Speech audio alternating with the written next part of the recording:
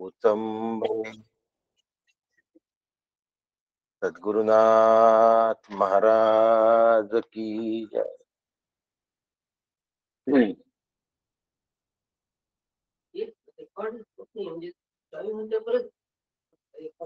येऊ का बघा.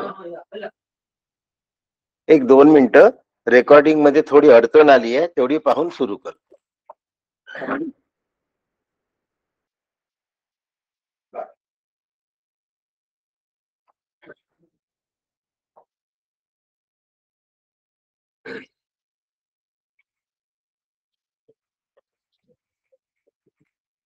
झालं का?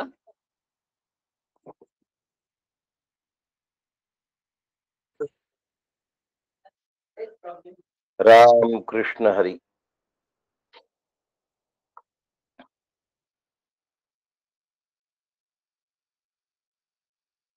परमपूज्य सद्गुरु डॉक्टर श्रीकृष्ण दत्तात्रय देशमुख, उपाख्य डॉक्टर काका यांच्या चरणी साष्टांग लोटांगण घालतो. परमपूज्य मंदाताई यांना साष्टांग नमन करतो. आदरणीय नीलाताई दातार यांनाही लोटांगण घालतो. आपण सगळे भगवत स्वरूप आहात आणि हे आजच्या मंत्रात पुन्हा स्पष्ट केलेलं आहे. त्यामुळे आपल्या सगळ्यांना वंदन करतो आणि आपण सगळे मिळून अभ्यासाला प्रारंभ करूया. आणि सगळ्यांनी मनामध्ये शांतीपाठ म्हणायचा आहे. ओम सहनावतु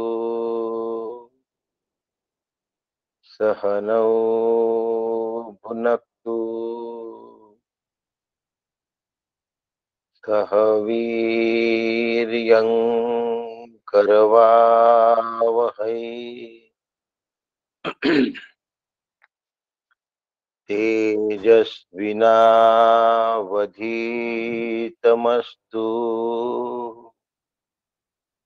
मा विद्विषावहै.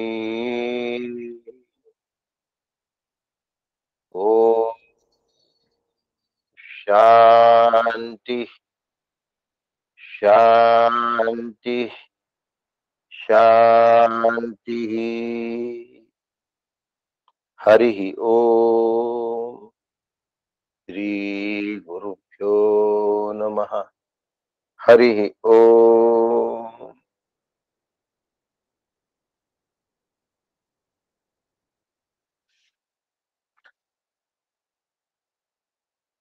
आज मंत्र क्रमांक 12.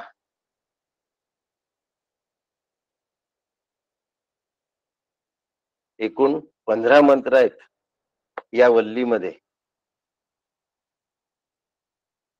आणि 15व्या मंत्रापैकी 12वा मंत्र आपण सुरू करतो आहोत. आणि आज तो मंत्र पूर्ण होईल असं वाटत नाही. एको वशी सर्वभूतांतरात्मा एकम रूपम बहुधा यः करोति तमात्मस्थं येनु पश्यन्ति धीरा तेषां सुखम शाश्वतं नेतरेषाम्. सद्गुरुनाथ महाराज की जय.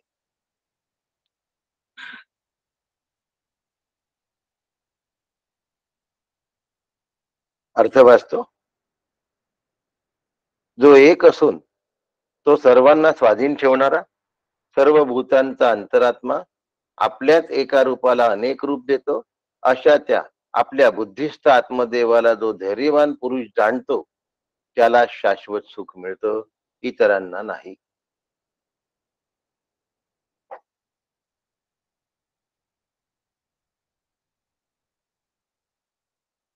भगवद्गीतेमध्ये सुद्धा आहे. गीता नेहमी नेहमी उपयोगी पडते बघा. तमात्मस्थम येनु पश्यन्ति धीरा. हा असो आत्मज्ञानाची स्तुती आहे. आत्मज्ञानी कसा सतत सुखी असतो याबद्दल सांगितलेलं आहे. आत्मज्ञानाचं वैशिष्ट्य सांगितलं आहे. आता शब्दप्रयोग आत्मज्ञानी असा आहे. आणि आत्मज्ञानी, मला घड्याळीचं ज्ञान झालं म्हणजे मला किती वाजले हे कळलं. मला पुस्तकाचं ज्ञान झालं म्हणजे त्याच्यात काय काय दिलंय हे कळलं. मला चष्म्याच्या केसचं ज्ञान झालं म्हणजे हिचा रंग काय आहे, किंमत काय आहे, आकार काय आहे हे मला कळलं. असं आत्म्याचं ज्ञान नसतं. म्हणून आत्मज्ञानी शब्दाचा असा अर्थ घ्यायचा नाही मीच आत्मा आहे हे ज्याला कळलं तो आत्मज्ञानी. तमात्मस्थम येनु पश्यन्ति धीरा.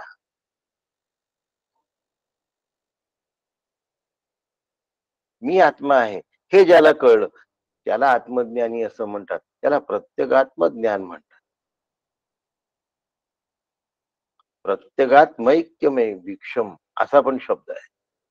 खूप प्रकार वर्णन केलेले आहेत आणि श्रुती माऊली पुन्हा एकदा सांगते. पण हा मंत्र सुरू करण्याच्या पूर्वी मला एक आणखीन वेगळेपणा याच्यातला तुमच्या समोर मांडायचा आहे. जर तुम्ही अभ्यास केला असाल नीट बारकाईने, केलाच आहात, कारण आपण तो श्लोक पुन्हा पुन्हा घेतला 9 आणि 10. अग्निर्यथैको भुवनम प्रविष्टो रूपम रूपम प्रतिरूपो बभूव एकस्तथा सर्वभूतांतरात्मा रूपम रूपम प्रतिरूपम बहिश्च वायुर यथैको भुवनम प्रविष्टो रूपम रूपम प्रतिरूपो बभूव एकस्तथा सर्वभूतांतरात्मा रूपम रूपम प्रतिरूपो बहिश्च. दोन्ही ओळ्यांमध्ये पहिलं चरण आणि दुसरं चरण रूपम रूपम रूपम रूपम दोन्ही मंत्रांच्या पहिल्याही चरणामध्ये आणि दुसऱ्याही चरणामध्ये रूपम रूपमच शब्द आहे. आणि आता मात्र श्रुती सांगते आहे, कारण तिला एतद्वैतच सांगायचं आहे, हाच तो आत्मा आहे हे सांगायचं आहे. ती म्हणते एकम रूपम बहुधा यक करोति. आता इथे सर्व भूतांतरात्मा म्हटलाय, मग रूपम रूपम म्हणायला काय हरकत आहे? नाही, एकम रूपम म्हटलं. आणि आतापर्यंत अग्नीच्या आकाराचा जेव्हा गोळा बनतो आणि सळाखीच्या गोळ्याच्या आकाराचा जेव्हा अग्नी बनतो, उलट झालं बोलताना, अग्नीच्या आकाराचा गोळा म्हटलं मी, गोळ्याच्या आकाराचा जेव्हा अग्नी बनतो, सळाखीच्या आकाराचा जेव्हा अग्नी बनतो, तेव्हा रूपम रूपम बहुधा यक करोति हे बरोबर आहे.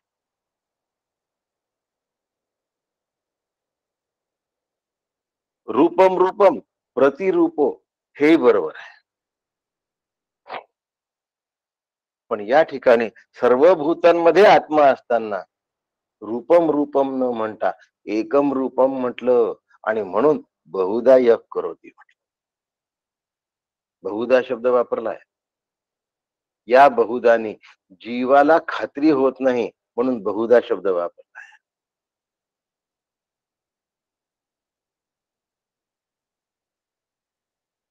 यात आणखीन एक गंमत आहे.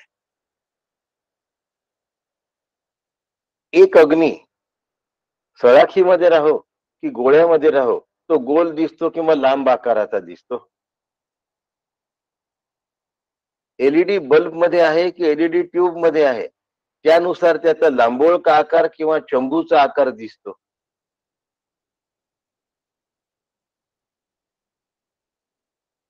अग्नीचे विविध आकाराचे रूप त्या ठिकाणी सांगितले आहेत. आणि आता या 12व्या मंत्रात वेगवेगळ्या रूपातून एकच तत्व आहे हे सांगितलं. 10 आणि 9 या मंत्रामध्ये वेगवेगळ्या आकाराचं वर्णन जास्त आहे. अग्नी गोळ्यासारखा झाला, अग्नी सळाखीसारखा, वीज चंबू सारखी झाली, वीज ट्यूबलाईट सारखी झाली, ट्यूब झाली. आकाराचं वर्णन आहे. आकारामुळे प्रकार भिन्न आहे असं वाटत. आणि आता इथे सांगतात एकम रूपम सर्व भूतांतरात्मा एकम रूपम. सगळ्या भूतांचे कितीही वेगवेगळे आकार असो, बॅक्टेरियाज पासून पशु पक्षी प्राणी मनुष्य हत्ती, मायक्रोस्कोपिक ॲनिमल्स पासून हत्ती पर्यंत सर्व भूतांतरात्मा एकम रूपम, सगळ्यांमध्ये एकच आहे बघा. म्हणजे आतापर्यंतचं जो वर्णन ते आपल्या बुद्धीला पटेल असं तो सगळ्यांमध्ये व्याप्त आहे हे सांगितलं. आता सगळ्यांमध्ये तो वेगवेगळ्या आकाराचा दिसत असला तरी तो एकच आहे हे सांगितलं. काय सुंदर सांगणी आहे, काय सुंदर मांडणी आहे. कमालीचा आहे, कमाल कमाल, कमालीची मांडणी आहे.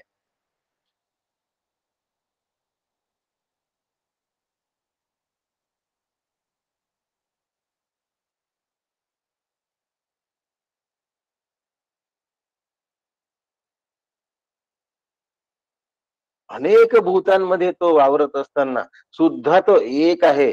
म्हणजे ब्रह्म हे एकमेव अद्वितीय आहे हे त्यांना सांगायचं आहे. ब्रह्मामध्ये भेद औषधाला सुद्धा नाही. ब्रह्म ते एकची एकटे, भेद औषधा न भेटे. औषधाला सुद्धा भेद नाहीये. औषध शब्दाचा अर्थ अत्यंत कमी मात्रेमध्ये सुद्धा जे असतं ते औषध असतं. अल्पस विष सुद्धा सापाने घेतलेल्या चाव्यानंतर जीवाला वाचवू शकतं. म्हणून ते कमी मात्रामध्ये असतं तरी पण ते जीवाला वाचवत. इतकं अत्यल्प भेद सुद्धा आत्म्यामध्ये नाही. ब्रह्म हे एकमेव अद्वितीय असून अभेद आहे. पण या ब्रह्मामध्ये भेद औषधाला सुद्धा नाही. झालं सुरू. भेदाबद्दलचं बोलणं म्हणजे आपल्या प्रावीण्याचा विषय आहे. आपल्याला नेहमी भेद दिसतो. हा काळा, हा गोरा, हा गरीब, हा श्रीमंत, हा मठ्ठ, हा बुद्धिमान. भेद बघणं हा जीवाचा स्वभाव आहे. म्हणून जीव कायम दुःखामध्ये असतो. अभेद बघणं हा संतांचा स्वभाव आहे. म्हणून संत कायम आनंदात असतात. म्हणून ते आत्मज्ञानी जे असतात ते सतत सुखी असतात. कारण त्यांची अभेद दृष्टी असते.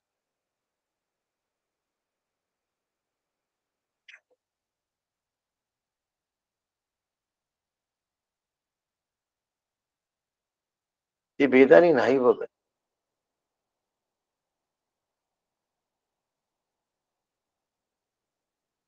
त्यांचा व्यवहार भेदानी असतो पण त्यांची दृष्टी एकत्वानी असते. एकदा आम्ही पंढरपूरला गेलो होतो.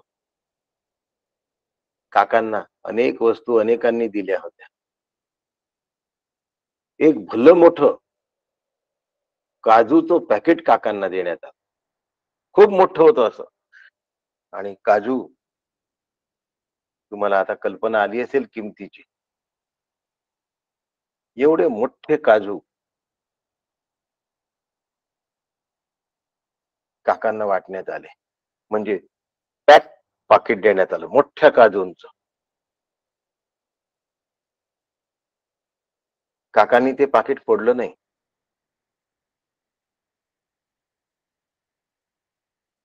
कोणाला पेढे वाटले, खडी साखर वाटली, काही पण वाटलं.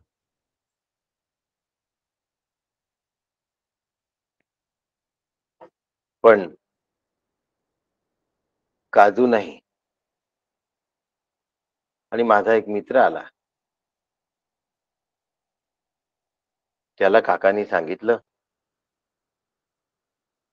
की हे एवढं मोठं काजूचं पाकिट, भलं मोठं पाकिट होतं बरं, डोळ्यात भरेल एवढं.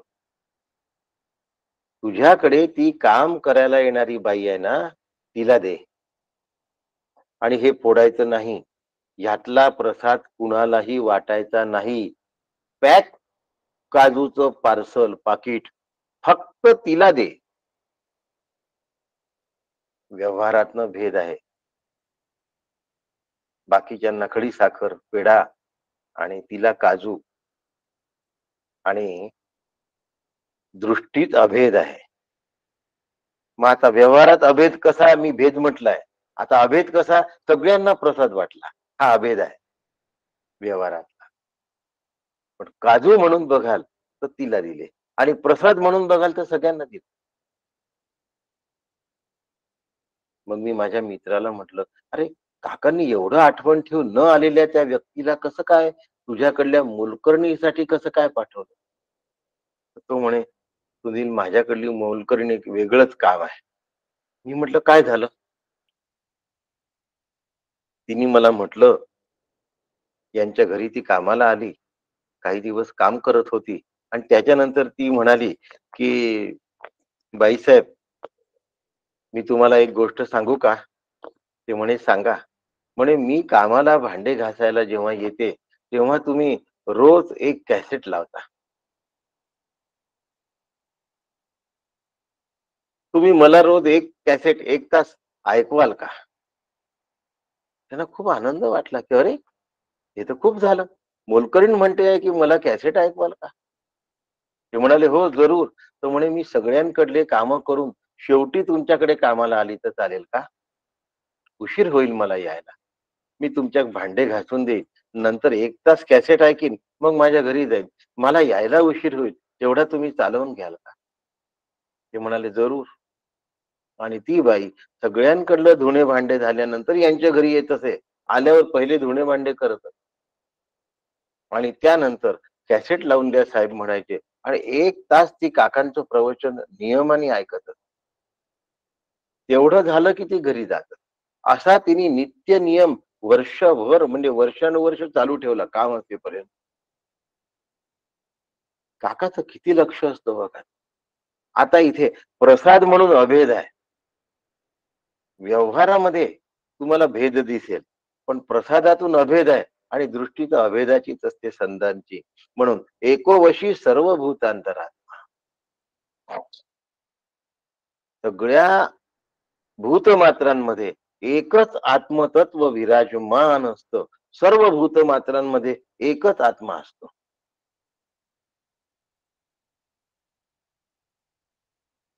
आणि म्हणून त्याच्यामध्ये जराही भेद नसतो. म्हणून एकमेवा द्वितीयम ब्रह्म. ब्रह्म कसं आहे? एकमेव अद्वितीय भेदशून्य, स्वगत सजातीय विजातीय भेदरहित.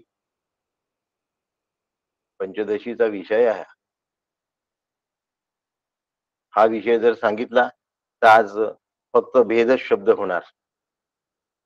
पण घेतो, कागद पेन घेऊन बसा. नसेल घेतलं तर उठा आणि पटकन घ्या. मग नंतर पुन्हा म्हणतात की आम्हाला हे सगळं तुम्ही कळवाल का व्हॉट्सअपवर? इतकं सगळं पुन्हा व्हॉट्सअपवर कळवणं शक्य होत नाही. काल मला लिहून आलं, आता तुम्ही व्यावृत्ती पुन्हा आम्हाला कळवता का? व्यावृत्ती यापूर्वी पण सांगितल्या आहेत. त्यावेळेला कागद पेन घेऊन तुम्ही बसा आणि लिहा. पुन्हा ते सांगण्यासाठी एवढा वेळ नाही देऊ शकत. तुम्ही आत्ता लिहून घ्या ना सगळं.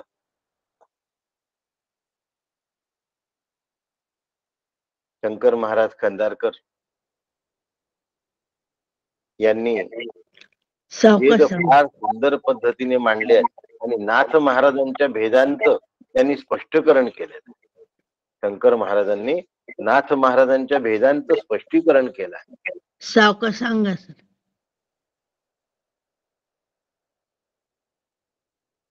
सावकाश सांगितलं तर लिहिता येते याच्यात. नाही, तुमचा मला आवाज ऐकू येत नाहीये. सावकाश सांगितलं ते लिहिता येते चांगलं.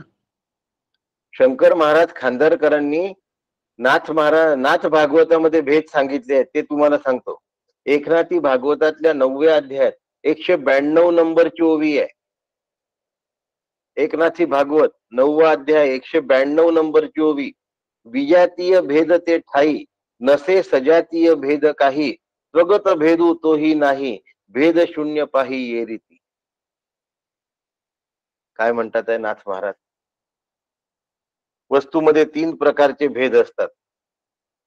एकाला स्वगत भेद म्हणतात, एकाला सजातीय भेद म्हणतात, एकाला विजातीय भेद असं म्हणतात. महाराजांनी त्याचं स्पष्टीकरण खूप सुंदर केलं. नाथ महाराजांनी पण आणि शंकर महाराजांनी पण. या ठिकाणी महाराज शब्द दोघांना पण लागू होतो.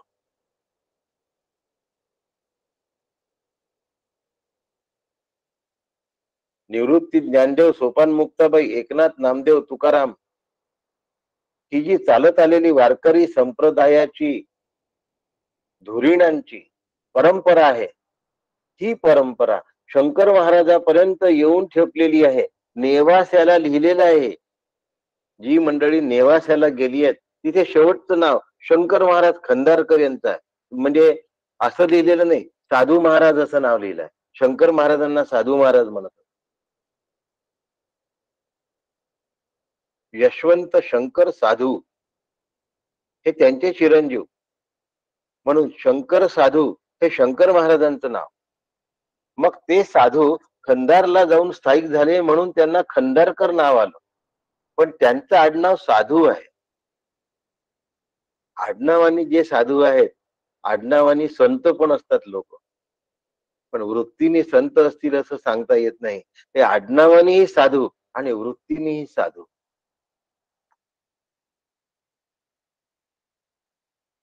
त्या ठिकाणी 9व्या अध्यायात 192वी ओवी आहे, 135 नंबरचं पृष्ठ आहे. त्यात शंकर महाराज सांगतात, ते मी वाचून दाखवतो. परमात्म स्वरूपाच्या ठिकाणी विजातीय, स्वजातीय, स्वगत असा कोणताही भेद नसून परमात्मा भेद शून्य आहे. वाचतो पहिले, मग समजावून सांगतो. वरील ओवीचा शब्दशः अर्थ होऊ शकतो, पण एवढाच अर्थ घेतल्याने वाचकाचे समाधान होऊ शकेल असे वाटत नाही. स्वगत, सजातीय, विजातीय भेद ही परिभाषा वेदांतातली आहे. त्या पारिभाषिक शब्दाचे स्पष्टीकरण झाल्याशिवाय वरील ओवीचा अर्थ पूर्ण होणार नाही. पूजनीय नाथ महाराजांनी वरील ओवीवर खालील प्रकारे प्रकाश टाकला आहे. विजातीय भेद ते ठाई, नसे सजातीय भेद काही, स्वगत भेदू तोही नाही, भेद शून्य पाहे ये रीती. शंकर महाराज खंदारकरच्या पहिल्या खंडामध्ये आहे, नाथ भागवतातल्या पहिल्या खंडामध्ये. त्या नारायणाच्या ठिकाणी वृक्ष पाषाणातल्या विजातीय भेद नाही. वृक्ष आणि पाषाण, दगड आणि झाड या दोन विजातीय आहेत, वेगवेगळ्या जातीचे आहेत. झाड चेतन आहे, दगड अचेतन आहे. वड आणि पिंपळ असा सजातीय भेद नाही. आणि वृक्षांमध्ये शाखा, पल्लव, पाने, फुले याप्रमाणे स्वगत भेदही नाही. याप्रमाणे नारायणाचे स्वरूप भेद शून्य आहे.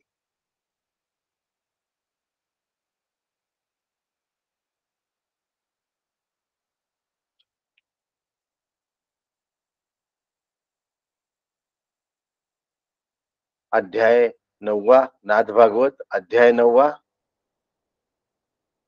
नाथ भागवत, अध्याय 9वा, ओवी क्रमांक 192.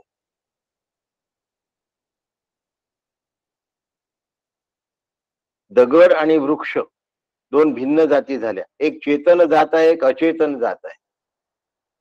दगड आणि वृक्ष चेतन जात आणि अचेतन जात आहे. पिंपळ आणि वड दोनही वृक्ष आहे, पण वृक्षातल्या प्रकारात भिन्न आहे. म्हणून दगड आणि वड यांच्यामध्ये विजातीय भेद आहे. वड आणि पिंपळ यांच्यामध्ये सजातीय भेद आहे. आणि वृक्ष, त्याच्या शाखा, त्याची पानं, त्याची फळं आणि त्याची फुलं आणि त्याची मुळं हे त्याचे स्वगत भेद आहेत. म्हणून वस्तूच्या आतच असलेले जे भेद असतात त्याला स्वगत भेद असं म्हणतात. दोन वस्तूंमध्ये असलेले पण एका जातीच्या, त्यांच्यामध्ये सजातीय भेद असं म्हणतात. आणि जातच वेगळी असेल तर त्यांना विजातीय भेद असतात.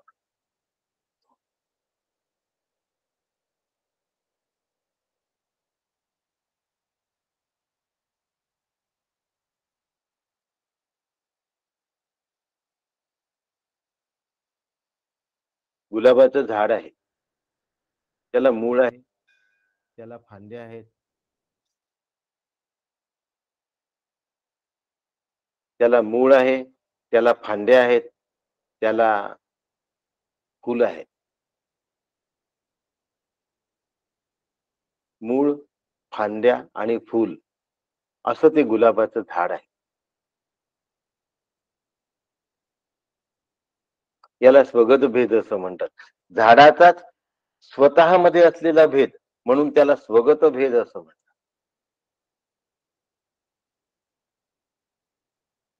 गुलाबाचं झाड आहे आणि कडुलिंबाचं झाड आहे, याला सजातीय भेद असं म्हणतात. आणि गुलाबाचं झाड आहे आणि एखादा पशु आहे, याला विजातीय भेद असं.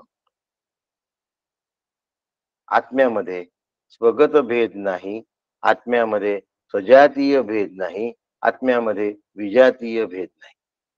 आत्म्यामध्ये स्वगत भेद का नाही? कारण आत्म्या व्यतिरिक्त दुसरं काहीही नाही, म्हणून त्याच्या आत स्वगत भेद नाही.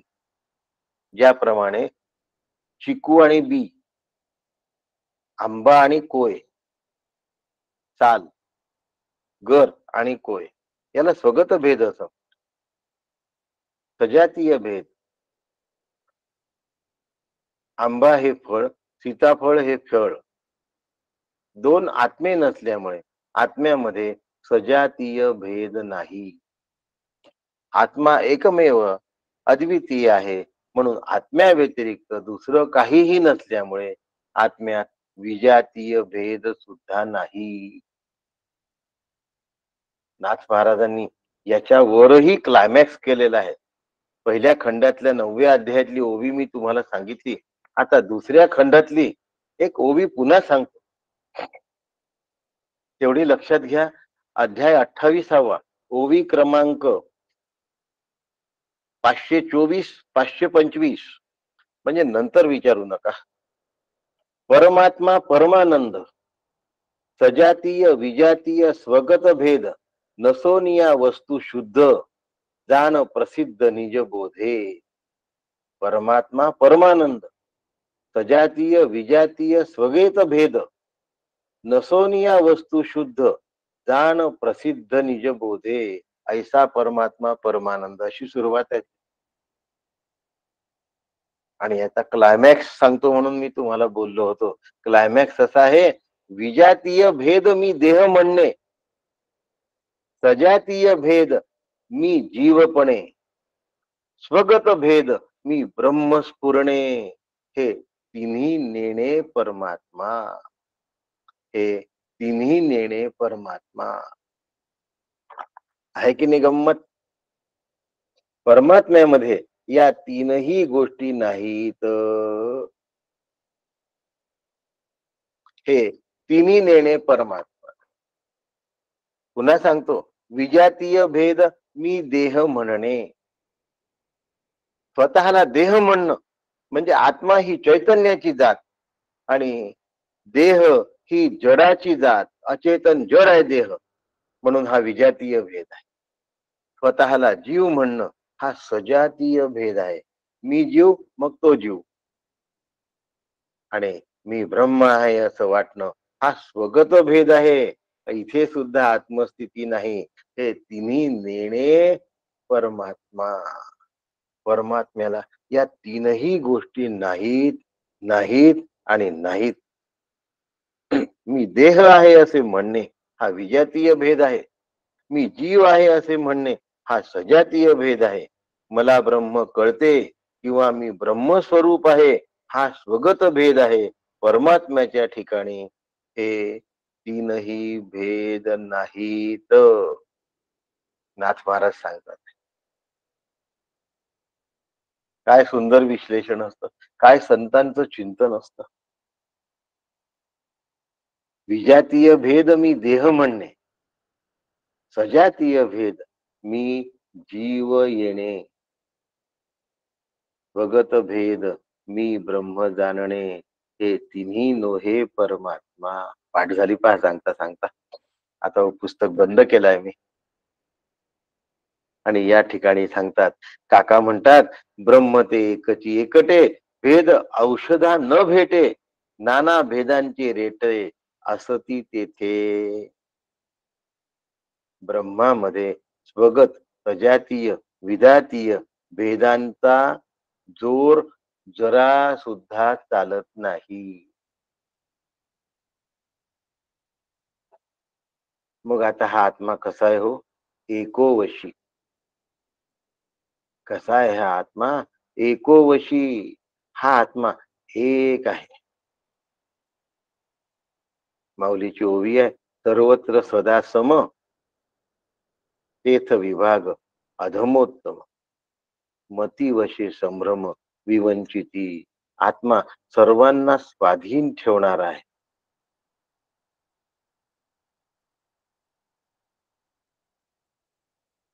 सर्व अंशामध्ये तोच असतो. तो नाही अशी जागा कोठेही नाही. तो नाही जागा ऐसी कोठेही नसे. 71 नंबरची ओवी. समर्थ म्हणतात ना, रीता ठावया राघवे विण नाही. रीता ठावया राघवे विण नाही. तुकोबा म्हणतात, विठ्ठले त्रिभुवन संचले विठ्ठले गा. नाथ महाराज म्हणतात, जनीवनी आत्मतत्वी. हरी दिसे जनीवनी आत्मतत्वी.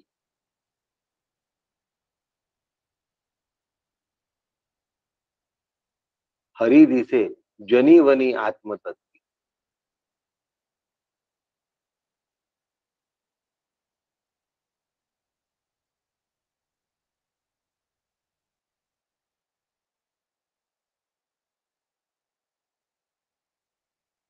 आम्हाला असं कधी होईल?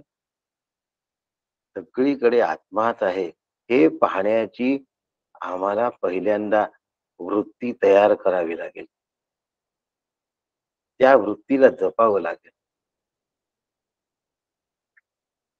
आणि ते जर जपायचं असेल तर पहिल्यांदा भेददृष्टी मावळावी लागेल.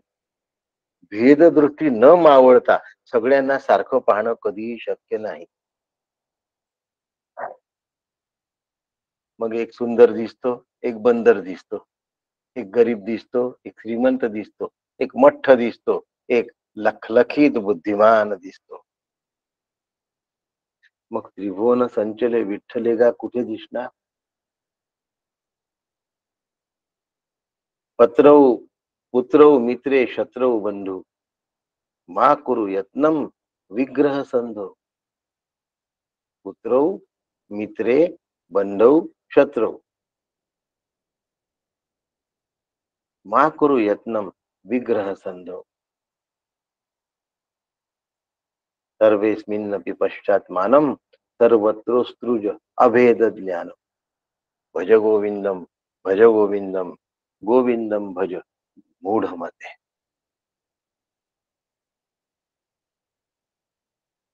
दुसरं आहे पुन्हा, त्वयिमयी चान्न त्रैको विष्णू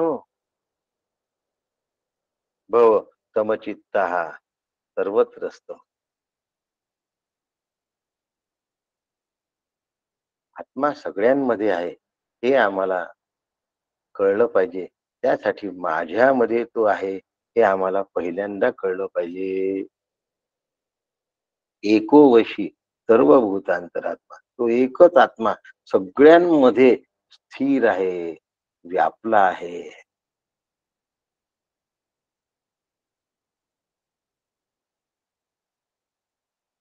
वृक्षवल्ली आम्हा सोयरी वनचरी. जंगल वाढवण्यासाठी तुकोबांनी म्हटलेलं नाही आहे. त्यांना त्यांच्यामध्ये विठ्ठल दिसत होता, हा महत्वाचा. आम्ही आता जंगल टिकवण्यासाठी तुकारामांनी ही ओवी म्हटली असं म्हणून दाखवतो.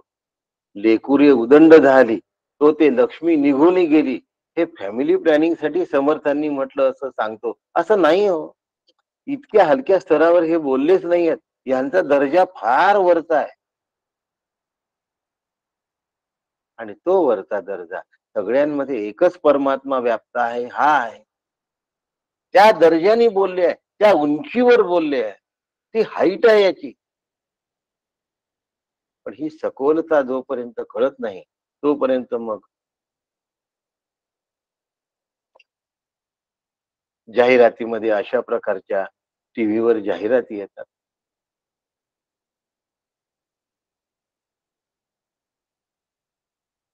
लेकुरे उदंड झाली कुटुंब नियोजनासाठी बोललेलं नाहीये. वृक्षवल्ली आम्हा सोयरी त्यावेळेला जंगल भरपूर होतं. ते कापू नका म्हणून बोललेले नाहीये. तेव्हा नव्हतं प्रदूषण.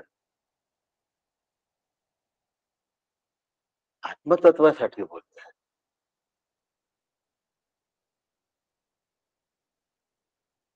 आणि म्हणून आत्मा असे गा वंशी सर्वत्र सर्वही अंशी तो नाही जागा ऐसी कोठेची नसे.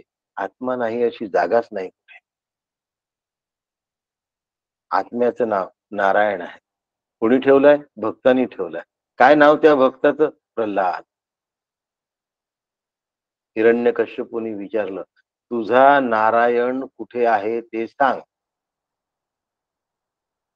हे निर्भय बालक भगवंताशी एकरूप झालेला भक्त, विभक्त नव्हे तो भक्त. हे सांगतात आपल्या पित्याला, जे याचा वध करण्यासाठी उत्सुक आहेत, त्या पित्याला सांगतात, माझा नारायण नाही अशी कोणती जागा आहे ते तुम्हीच सांगा. हिरण्यकश्यप विचारतात आहे, नारायण कुठे आहे हे सांगा. आणि हे निर्भय बालक निस्सीम भक्त सांगतात आहे, नारायण कुठे नाही ते सांगा. हिरण्यकश्यपूला राग आला. स्वतःच्या बलाचा, सामर्थ्याचा, बाहुबलाचा कैफ तयार झाला होता आणि म्हणले, या खंबात आहे का सांग. तो म्हणला, नसायला काय झालं. या खंबात माझा नारायण नसायला काय झालं. हिरण्यकश्यपूने खंबावर प्रहार केला. तेव्हा नारायणा तू प्रगट हो असं प्रल्हादानी म्हटलं नाही. कारण प्रल्हादाला खंबात नारायण आहे ते माहिती होतं. पण खंबाच्या बाहेरही नारायण आहे हेही माहिती होतं. त्यामुळे आतून नारायणाला प्रगट झालं पाहिजे असा प्रल्हादाचा आग्रह नव्हता. पण बाकी जीवांच्यासाठी भगवान नृसिंहांनी अवतार घेतला.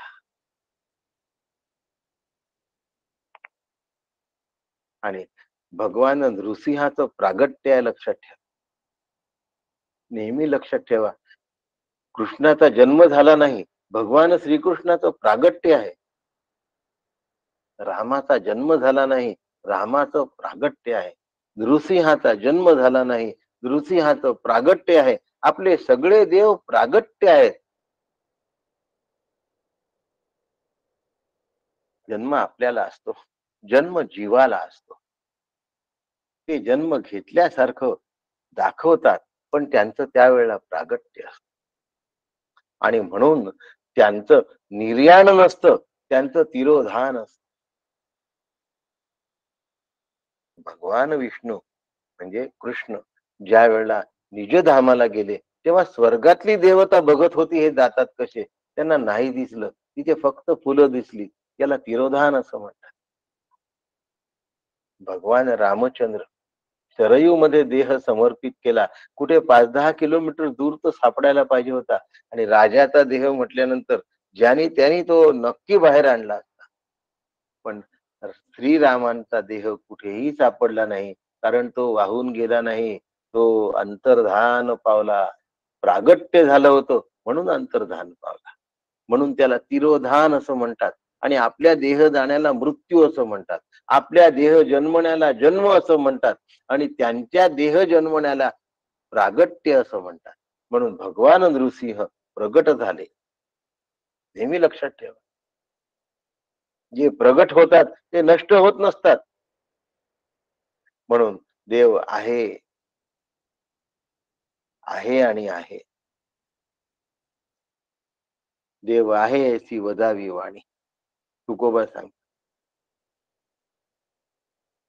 आणि त्या देवाच्या हातात सगळं ब्रह्मांड असतं. कारण तो ब्रह्मांडाचा नियंता आहे.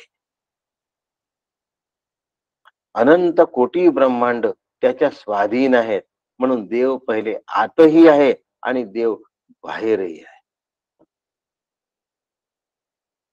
पहिले आतला देव बघावा लागतो.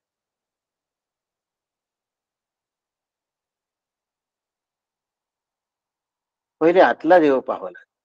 आतला देव समजल्याशिवाय बाहेरचा देव नाही समजत. सगळ्यांमध्ये देव आहे, हे फक्त दोन पाटीलकी आहे. मी देव आहे हे कळल्यानंतर, मी सगळ्यांमध्ये व्याप्त आहे हे ज्याला कळतं, त्याला सगळ्यांमध्ये देव आहे हे म्हणावं लागत नाही. त्याचं आचरण तसं होतं.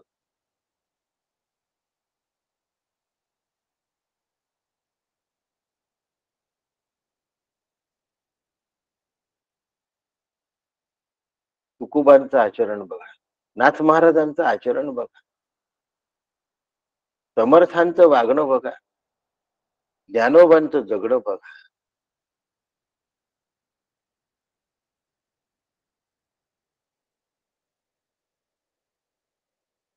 देव सगळ्यांमध्ये आहे. नाथ महाराजांनी वडिलांच्या श्राद्धाच्या दिवशी अंत्यजांना भोजन दिलं आहे. आचरण बघा, त्यांनी भेद नाही केले,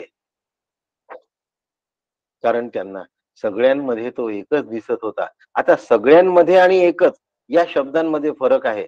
फरक असा आहे की सगळ्यांमध्ये म्हणतात आणि एकच म्हणतात. सगळ्यांमध्ये एक कसा असेल हो? आमच्या यवतमाळात एक टेलर आहे, त्याच्याकडे ड्रेसिंग रूम आहे. त्या ड्रेसिंग रूम मध्ये समोर आरसा आहे, पण दोन्ही बाजूंना आरसे आहेत.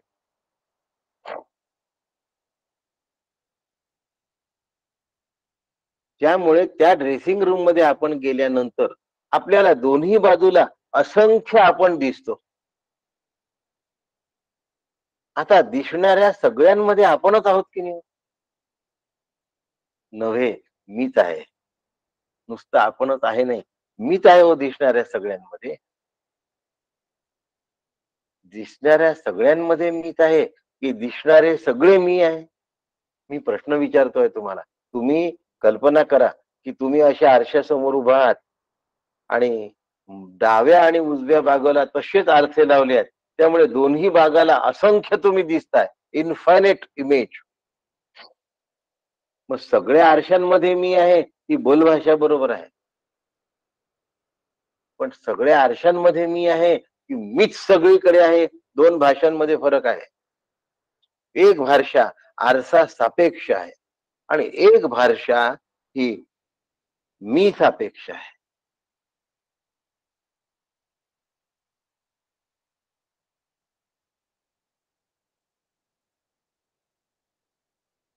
सर्वत्र मीच मी, मीच सर्वां माझी. एक माझं स्वरतीत पद आहे. आंधळा डोळ्यांनी जग बघतोय, सुखाच्या लालसेत दुःख भोगतोय. त्याचा शेवट आहे सर्वत्र मीच मी, मीच सर्वां माझी.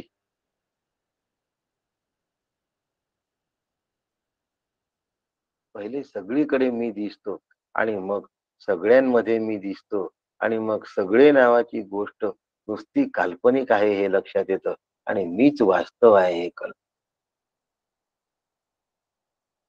ह्या टप्प्याने अभेद ज्ञान, ह्या टप्प्याने आत्मरूप कळायला हवाय. याला ब्रह्मज्ञान म्हणतात. याला ब्रह्म सत्यम जगन्मिथ्या जीवो ब्रह्मैव नापरः. परमेश्वर संपूर्ण विश्वाला अंतर्बाह्य व्याप्त आहे, म्हणून तो सर्वव्यापी आहे हे जरी बरोबर असलं तरी परमेश्वर कुठल्याही नाम आणि रूपावर अवलंबून नाही. सा काष्टा सा परागती ही आपण पाहिलंय आता कठोपनिषद. सा काष्टा सा परागती, स्थूलापासून अव्यक्तापर्यंत सर्वांमध्ये तो व्यापला आहे. त्याच्यापेक्षा अन्य कोणीही श्रेष्ठ नाही, म्हणूनच त्याला परम शब्द वापरला आहे. म्हणून परमात्मा शब्द आहे, परमेश्वर शब्द आहे. तो स्थूल आणि सूक्ष्म याचं नियमन करणारा आहे आणि म्हणून तो सर्व भूत मात्रांच्या आत राहतो. अग्नीच्या उदाहरणाप्रमाणे आणि सर्व भूतमात्रांच्या बाहेरही राहतो, म्हणजे तो निरपेक्ष व्यापक आहे. म्हणून जगाचं, सर्व जीवांचं आणि जीवा व्यतिरिक्त जगाचं नियमन करणारा तो परमात्मा.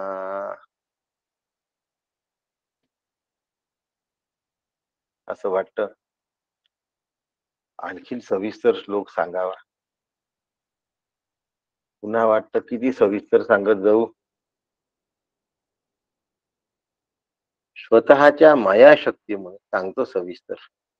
एक परमात्मा असंख्य झाल्यासारखा वाटतो. बहु जव जव होय तव तव काहीच न होय, काही न होनी राहे अवघाची जो.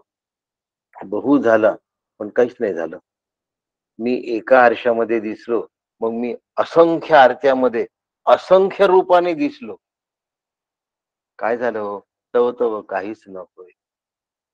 एवढा मी दिसल्यानंतर सुद्धा एकत्व भंगलं नाही. म्हणून जगत दिसल्यानंतर सुद्धा ब्रह्मस्वरूप भंगत नाही, ब्रह्मस्वरूप दुभंगत नाही, ब्रह्मस्वरूप जगताचा आधार घेऊन राहत नाही. कारण ते बुद्धिरूपी हृदयाकाशामध्ये अभिव्यक्त होतं. जगताच्या आधाराने ब्रह्मस्वरूप अभिव्यक्त होत नाही.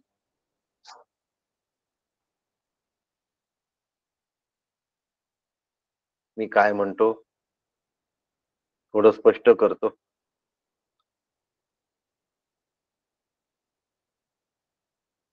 आत्मा हा शरीरामध्ये आहे हे समजावून सांगण्यासाठी सांगितलेलं आहे, लक्षात ठेवा.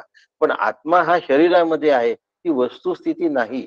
आत्मा शरीरातही आहे, आत्मा शरीराच्या बाहेरही आहे. मग शरीर ही संकल्पना मांडण्याची आत्म्यासाठी गरज नाही. आम्हाला समजण्यासाठी ती मांडलेली आहे. आत्म्याच्या अस्तित्वासाठी शरीर ही संकल्पना मांडण्याची गरज नाही. शरीर हे जर आत्म्याच्या अस्तित्वासाठी मांडावं लागलं तर आत्मा आणि शरीर यांच्यात आधार आधेय संबंध आहे. आधार आधेय संबंध. आधार आधेय म्हणजे शरीर आधार झाला आणि आत्मा आधेय झाला. आधेय हे आधारावर अवलंबून असतं आणि म्हणून आत्मा हा शरीरावर अवलंबून आहे असा त्याचा अर्थ होईल. आणि शरीर संपलं तर आत्मा संपला असा अर्थ होईल. म्हणून शरीर आणि आत्मा यांच्यात आधार आधेय संबंध नाही.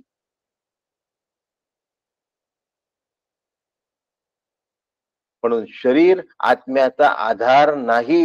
म्हणून शरीराच्या अनुषंगिक आत्मा समजावून सांगण्याची गरज नाही आणि आत्म्याच्या अनुषंगिक शरीर सांगण्याची आवश्यकता नाही.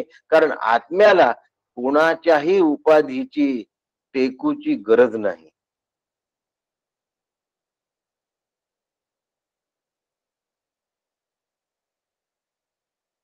आधेयाला आधाराची गरज नसते, पण जो आधार असतो ना त्याला आधेयाची गरज. अध्यस्थाला अधिष्ठानाची गरज असते, पण अधिष्ठानाला अध्यस्थाची गरज नसते. अध्यस्थ हे अधिष्ठानाशिवाय राहू शकत नाही, पण अधिष्ठान अध्यस्थाशिवाय असतं.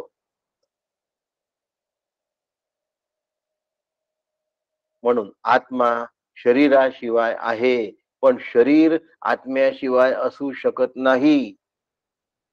लाट पाण्याशिवाय असू शकत नाही, पण पाणी लाटेशिवाय असू शकतं.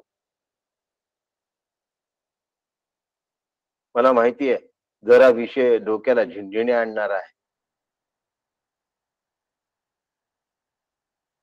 थोडा या विषयाला उद्या मी पुन्हा स्पष्ट करीन. कारण हा श्लोक आपला पूर्ण नाही झाला. काका, जसं टायर मध्ये हवा असते ती हवेमुळे टायर फुगतं. हवा बाहेरही आहे आतमध्येही आहे. हा दृष्टांत लागू होतो का? बोला. टायर मध्ये हवा आहे आणि बाहेरही हवा आहे. हो आपण हवा टायर मध्ये भरतो, त्याच्यानंतर टायर चालतं. हो हा दृष्टांत लागू होतो का? हवा टायरवर अवलंबून नाही, पण टायर हवेवर अवलंबून आहे. हा, मग आत्मा हवेसारखा आहे ना, आत्मा टायर मध्ये आहे हो, म्हणून टायर चालतं. हा दृष्टांत लागू होतो का? समजवण्यापुरता लागू होतो, पण इथे हा. सर्व व्यापक भावे आहे आणि आत्मा हो. निरपेक्ष व्यापक आहे, एवढा फरक लक्षात ठेवा. हा, ठीक आहे. हवा सगळीकडे आहे जगतामध्ये, ब्रह्मांडामध्ये, हो. परंतु सगळीकडे जे आहे ते ईश्वर आहे आणि हा हो. निरपेक्ष आहे ब्रह्म. हो. हा, एवढा ब्रह्माला सापेक्ष उदाहरण देऊ शकत नाही कधी. हो. हो. लक्षात आलं ना? हो. खैर, अशा पद्धतीने इथपर्यंत हा विषय आज आला आहे. या विषयाला पुन्हा उद्या आपण आणखीन थोडं घेऊया. आणि एकोवशी सर्वभूतांतरात्मा, एकोवशी सर्वभूतांतरात्मा या संबंधात एकम रूपम बहुधा यः करोति तमात्मस्थम येनु पश्यन्ति धीराः तेषां सुखम शाश्वतम नैतरेषाम. कसं ते शाश्वत सुख प्राप्त होतं, हा राहिलेला मंत्र आपण उद्या सकाळी पुन्हा घेऊया. आपल्या सगळ्यांना वंदन करतो. राम कृष्ण हरी. रामकृष्ण हरी. रामकृष्ण हरी. काका रामकृष्ण हरी काका. रामकृष्ण हरी काका. गजानन मीना वहिनी रामकृष्ण हरी. रामकृष्ण हरी. रामकृष्ण हरी काका. रामकृष्ण हरी काका. ताई रामकृष्ण हरी. सुनीता वहिनी रामकृष्ण हरी.